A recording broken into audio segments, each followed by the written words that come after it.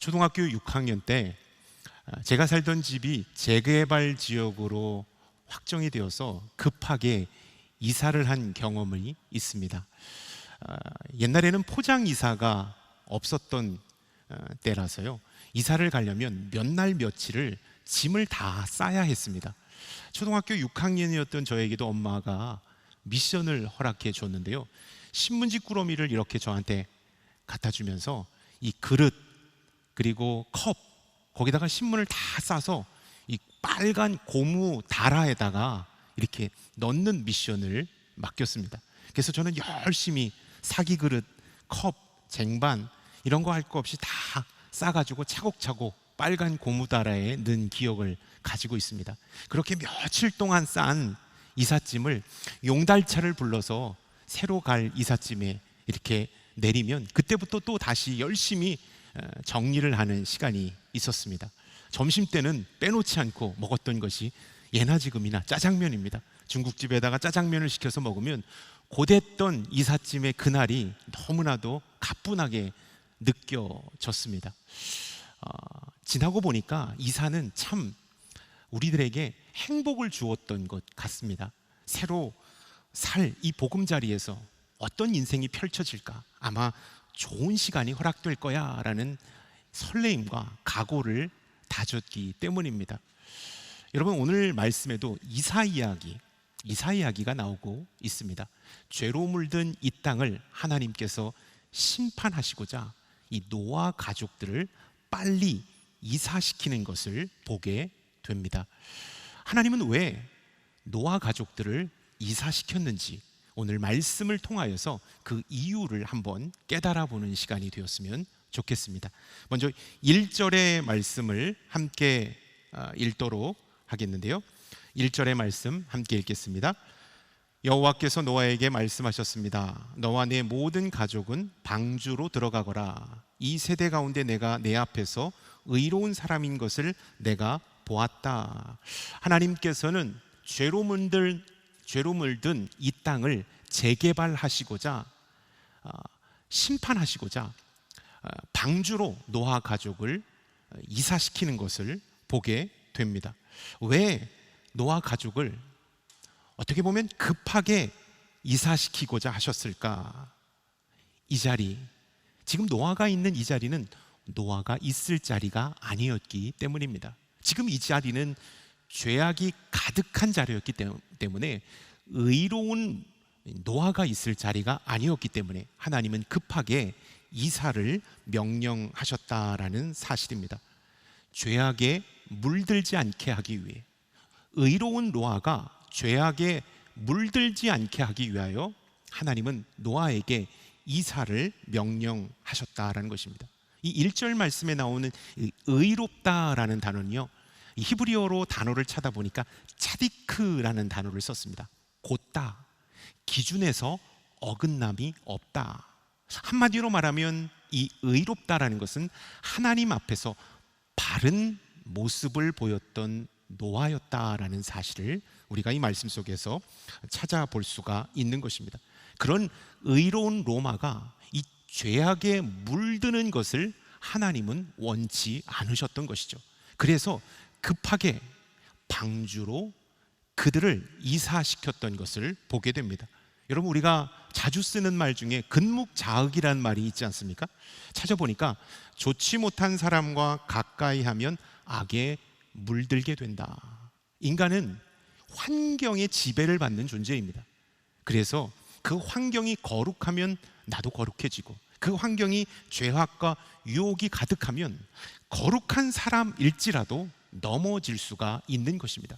지금까지는 노아는 의로움을 계속 유지했지만 계속되는 세상의 악 앞에 노아도 넘어질 수 있었기에 하나님은 노아를 급하게 방주로 이사시키셨다라는 사실을 우리가 이 말씀 속에서 기억했으면 좋겠습니다.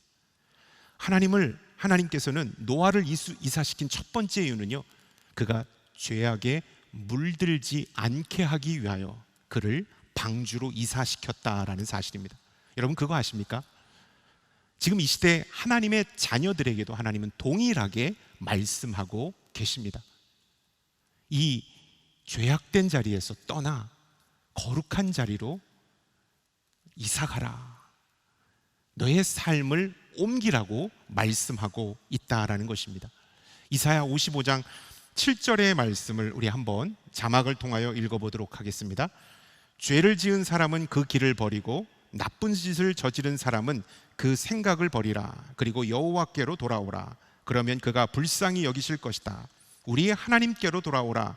그가 너그럽게 용서하실 것이다 라고 말씀하고 있습니다. 이곳은 죄악이 가득한 곳이니 내가 마련한 거룩한 곳으로 이사를 가라라고 하나님은 말씀하고 있습니다. 많은 새가족분들이요, 교회에 와서 처음에는 은혜를 받고 뜨겁게 신앙생활할 의지를 다집니다. 그러나 한 주, 두 주 시간이 가면 그 뜨거웠던 믿음이 사라져 버리는 것을 보게 되죠. 목사님, 교회에 와도 믿음이 생기질 않아요. 신앙이 성장하지 않아요. 정말 하나님이 계신 건 맞나요? 라고 얘기하며 점점 교회하고 거리가 멀어지는 성도님들을 만날 때가 있습니다. 왜 신앙이 나는 성장하지 않는 걸까요? 왜 내 신앙은 성숙하지 않는 걸까요? 라고 퀘스천을 저에게 물어옵니다. 많은 이유가 있죠. 신앙이 성장하지 않는 많은 이유가 있지만 가장 근본적인 이유를 꼽는다면 믿음은 생겼지만 내 환경과 삶이 변하지 않았기 때문입니다. 내 삶과 나의 옛날의 습관이 변하지 않고 믿음만 생겼기 때문에 그 믿음이 성장하지 못하는 것이죠. 신앙의 성장, 신앙의 성숙은요, 신앙과 생활이 하나가 될 때 일어난다라는 것입니다. 플러스 극과 마이너스 극이 만났을 때 스파크가 일어나는 것처럼 우리의 신앙과 우리의 생활이 하나가 될 때 우리는 신앙의 성숙을 경험할 수가 있다라는 사실입니다. 쉽게 다이어트를 생각해 보면 이해가 빠를 것 같아요. 우리가 다이어트 할 때 작심삼일이 됩니다. 저도 마찬가지예요. 아, 다이어트 해야지. 근데 오래 가지를 못해요. 왜 그럴까? 단지 결심을 먹었을 뿐입니다.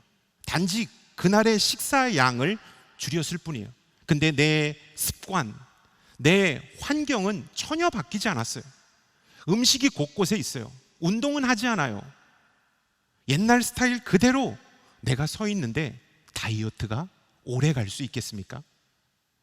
환경, 습관, 나의 옛 행동이 다 변해야만 살이 빠지고 우리의 신앙도 성장할 수 있다라는 사실을, 여러분, 삶의 습관과 환경을 바꾸지 않고 다이어트에 성공할 수 없는 것처럼 우리의 삶의 습관과 행동을 바꾸지 않고 우리의 신앙은 성장하지 않는다라는 사실을 기억할 수 있기를 바랍니다.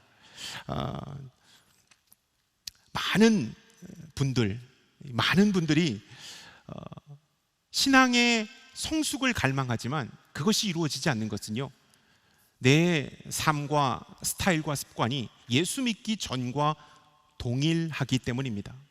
단지 교회만 다닐 뿐이에요. 단지 신앙생활만 할 뿐이에요.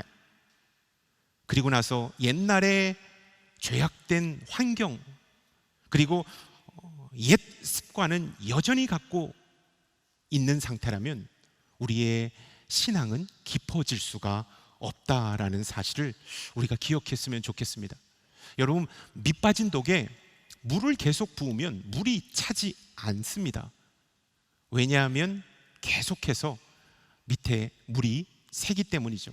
내 환경과 습관, 내 옛 스타일을 변화시키지 않고는 하나님과 더욱더 친밀해질 수 없다라는 사실을 우리가 기억해야 합니다.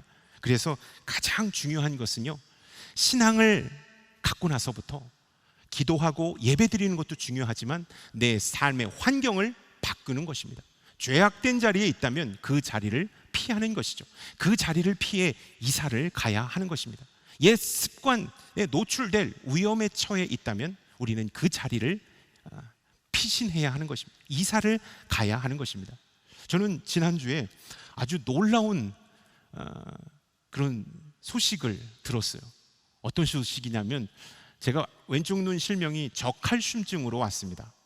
그래서 시신경 염증으로 왼쪽 눈을 실명했어요. 그래서 지금도 매 끼마다 고칼슘 약을 먹습니다.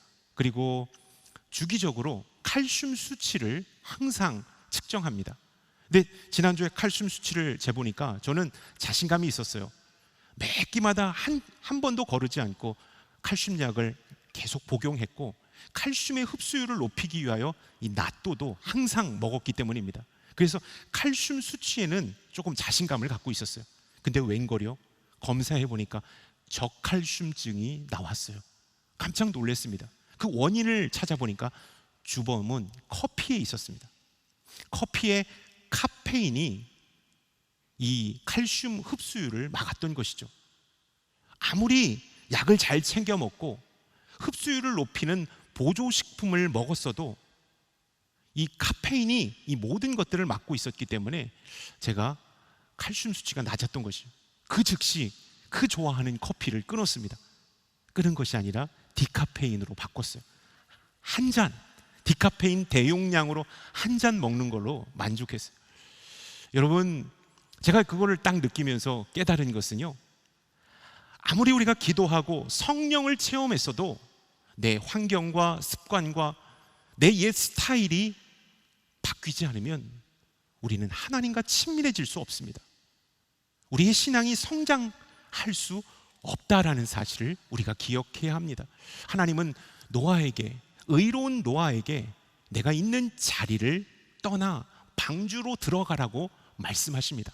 동일하게 하나님은 오늘 우리에게, 믿음을 갖고 있는 우리에게, 예수 그리스도를 영접한 신앙을 갖고 있는 우리에게 동일하게 내가 있는 죄악된 자리를 떠나 영적인 자리로 이사가라고 말씀하고 계십니다. 두 번째 말씀, 7절의 말씀을 한번 읽어보도록 하겠습니다. 하나님께서 왜 노아에게 이사를 명했는지 두 번째 이유를 7절의 말씀 가운데 함께 읽겠습니다. 노아와 그의 아들들과 그의 아내와 그의 며느들이 홍수를 피해 방주로 들어갔습니다. 노아는 홍수 심판을 피해 방주로 이사를 갔던 것이죠. 하나님께서 죄로 물든 그 땅을 재개발하시겠다라고 말씀하셨기 때문에 새로 안전한 방주로 이사를 간 것입니다. 죄악된 세상을 하나님은 심판하기를 원하셨던 것이죠. 창세기 6장 5절부터 7절까지의 말씀을 우리 한번 자막을 통하여 읽어보도록 하겠습니다. 여호와께서 사람의 악이 세상에 가득한 것과 그 마음에 품은 생각이 항상 악하기만 한 것을 보셨습니다. 여호와께서 땅에 사람을 만든 것을 후회하시며 마음으로 아파하셨습니다. 여호와께서 말씀하셨습니다. 내가 창조한 사람들 땅 위에서 쓸어버릴 것이다. 사람으로부터 짐승과 기는 것들과 공중의 새들까지 다 그렇게 하겠다. 이는 내가 그들을 만든 것을 후회하기 때문이다. 그들이 죄악 가운데 있었기 때문에 하나님은 그 땅을 심판하시겠다고 말씀하고 있습니다. 그 땅을 물로 심판하시겠다고 말씀하고 있는 것이죠. 이 말씀을 좀 쉽게 풀이하면, 노아야, 이제 앞으로 이 땅에는 큰 물이 나서 모든 사람들이 다 죽게 될 것이다. 이 자연 세계가 다 무너지고 없어지게 될 것이다. 이 땅에는 소망이 없다. 그러니 너는 구별된 짐승과 거룩한 가족들을 이끌고 내가 내게 지시할 그곳으로 이사를 가라라고 말씀하고 있는 것이죠. 하나님께서 노아에게 이사를 말씀하신 것은 홍수의 심판을 피하기 위함이었습니다. 이 죄악된 자리에서 있다가는 다 죽을 수 있다. 그러니 어서 이사가라. 하나님은 홍수 심판을 통해 두 가지를 알리길 원하셨어요. 첫 번째, 죄를 지은 자는 반드시 벌을 받는다는 사실입니다. 두 번째는 홍수 심판을 통하여 이 땅의 것은 소멸되어진다라는 것입니다. 이 땅의 것은 영원하지 않다라는 사실을 가르쳐 주셨다라는 것입니다. 그래서 이 노아에게 이 땅에 미련을 두지 마라. 이 땅에 소망을 갖고 사는 것이 아니라 하늘의 소망을 갖고 살아야 됨을 하나님은 이 말씀, 이 홍수 심판을 통하여 우리에게 간접적으로 말씀해 주고 있다라는 사실입니다. 저는 이 두 번째, 이 땅에 소망을 두며 살아가는 자리에서 하늘의 소망을 두는 자리로 우리가 이사해야 함을 우리가 이 말씀 속에서 깨닫기를 원합니다. 마태복음 6장 19절부터 20절까지의 말씀을 우리 한번 자막을 통하여 읽어보도록 하겠습니다. 너희는 자기를 위해 이 땅에 보물을 쌓아두지 말라. 땅에서는 좀 먹고 녹슬어 못 쓰게 되고 도둑이 들어와 훔쳐가기도 한다. 그러므로 너희를 위해 보물을 하늘에 쌓아두라. 하늘에서는 좀 먹거나 녹슬어 못 쓰게 되는 일이 없고 도둑이 들어 훔쳐가지도 못한다. 이 땅의 것은 녹슬고 쇠하여지지만 하늘의 것은 영원하다라는 것을 말씀해 주셨다라는 사실입니다. 실존주의 철학자 이 키에르케고르라는 사람이 있어요. 그 사람이 어떤 말을 했냐면 절망을 가리켜서 죽음에 이르는 병이다라고 말했어요. 인간은 소망이 없으면, 인간은 절망하면 살았으나 죽은 인생이 된다라는 것입니다. 그래서 인간은요, 절망하지 않기 위하여 늘 언제나 소망을 품습니다. 오늘보다는 내일, 이번 달보다는 다음 달, 금년보다는 내년에 우리의 삶은 더 좋아질 것이다, 우리는 더 행복해질 것이다 라는 소망을 가지고 하루하루를 살아갑니다. 참 좋습니다. 건강한 습관입니다. 그러나 우리 그리스도인들이 꼭 기억해야 할 것은요, 여러분, 우리의 소망과 기대는 이 땅에 국한해서는 안 된다라는 사실을 우리가 기억해야 합니다. 이 땅에 소망을 두고 이 땅에 대한 기대를 갖고 살다가 우리는 실망하게 되기 때문입니다. 이 땅은 소멸하기 때문입니다. 그렇기 때문에 우리는요, 하늘에 소망을 두는 자가 되어야 한다. 저는 이 홍수 심판을 통하여 오늘 우리가 깨달아야 할 말씀은요, 이 땅에 매여 있는 마음에서 하늘에 소망을 두는 마음으로 우리가 이사해야 함을 여러분에게 말씀드리고 싶습니다. 내가 쌓은 이 돈과 명예가 결정적일 때 나를 지켜주지 못한다라는 사실을 우리가 기억했으면 좋겠습니다. 디모데전서 6장 17절의 말씀인데요, 제가 한번 이 말씀을 읽어보도록 하겠습니다. 너는 이 세상의 부유한 사람들에게 명령해서 교만하지 말고 덧없는 재물에 소망을 두지 말며 오직 우리에게 모든 것을 풍성히 주어 누리게 하시는 하나님께 소망을 두게 하여라. 하나님께 소망을 두라고 말씀하고 있습니다. 이 땅의 것은 다 썩어지고 없어질 것이기 때문에 하늘에 소망을 두는 자가 되어야 한다라는 사실입니다. 이곳에 오신 모든 이 특초 가족 여러분, 우리가 이사해야 하는데요, 이 땅에 매여 있는 마음에서 하늘을 향하는 마음으로 우리는 그 이사를 해야 한다라는 사실을 우리가 기억했으면 좋겠습니다. 많은 사람들이 그러면 이 땅의 것을 하찮게 여기라는 것입니까? 라고 말씀하실 거예요. 아니요. 여러분, 하늘의 소망을 두는 사람은요, 이 땅에서 최선을 다해서 살아야 합니다. 하나님께 주신 달란트와 능력을 가지고 내가 할 수 있는 최선을 다하여 사업을 하고 공부를 하고 뭔가를 일으켜서 많은 열매를 맺어야 합니다. 그러나 주객이 전도되면 안 되죠. 그것이 목적이 되어서는 안 된다라는 것입니다. 우리가 열심히 사업도 하고 재정도 모으지만 우리는 이것에 만족하는 자가 아니라 하늘을 향하는 자가 되어야 한다라는 사실을 우리가 이 말씀 속에서 기억했으면 좋겠습니다.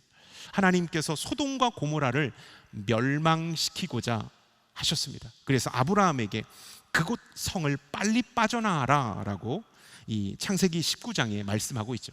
근데 가족들은 다 빠져나왔는데 이 아브라함의 조카 롯은 그곳에 미련이 많았어요. 갖고 있는 재물 때문이었는지, 그가 쌓아오는 명성과 어떤 힘 때문이었는지 몰라도 가다가 뒤를 돌아보았습니다. 그때 소금 기둥이 되는 엄청난 비극을 겪고 말았죠. 창세기 19장 26절의 말씀, 우리 자막을 통해서 한번 읽어보겠습니다. 그때 롯의 아내는 뒤를 돌아보아 소금 기둥이 되고 말았습니다. 이 땅에 매어 있다가는 우리는 허망한 인생이 된다라는 사실을 우리가 이 말씀 속에서 깨달았으면 좋겠습니다. 여러분, 우리가 인생을 살아가는 목적이요, 화장실 2개 딸린 집 마련하고 고급 승용차를 타기 위하여 인생을 살아간다면 우리의 인생은 너무나도 값싼 인생이 되는 것입니다.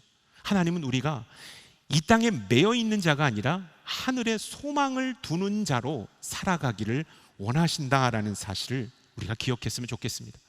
썩어져 버릴 것에 마음을 두며 살아가는 자리에서 일어나서 영원한 생명이 있는 자리로 이사할 것을 하나님은 우리에게 명령하고 계시다라는 사실을 우리가 기억했으면 좋겠습니다.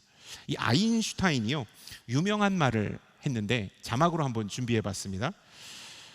어제와 똑같이 살면서 다른 미래를 기대하는 것은 정신병 초기 증세이다. 여러분, 우리는요, 지금 이 순간 노력하지 않고 지금 변화하려고 최선을 다하지 않고 내일의 막연한 희망과 소망을 갖고 살아간다라는 것입니다. 그러면 내일 가도 역시 희망은 보이지 않는다라는 것입니다. 여러분, 우리가 죄악된 자리에서 이사를 떠나고 이 땅에 매여 있는 것에서 이사를 떠나서 하나님이 계신 거룩한 곳으로, 영적인 곳으로 들어간다면 내일은 희망찬 내일이 될 것입니다. 내일은 거룩한 내일이 될 것입니다. 내일은 하나님과 더 친밀한 내일이 될 것입니다. 하나님은 오늘 이 순간 노아에게 이사를 명령하신 것처럼 우리들에게도 이사할 것을 명령하고 있습니다. 옛 습관의 자리에서 이사하라고 말씀하고 있습니다. 이 땅에 매어서 안절부절하며 살아가는 우리에게 하늘의 소망을 둘 것을 말씀하고 있습니다. 그 이사를 떠나는, 하나님이 계신 그곳으로 이사를 떠나는 저와 여러분들이 될 수 있기를 축원합니다. 아멘. 기도하겠습니다. 하나님, 죄악된 자리에서, 옛 습관의 자리에서 떠나 거룩한 자리로 이사가기를 원합니다. 우리를 지켜주시고 인도하여 주옵소서. 예수 그리스도의 이름으로 기도드렸사옵나이다. 아멘.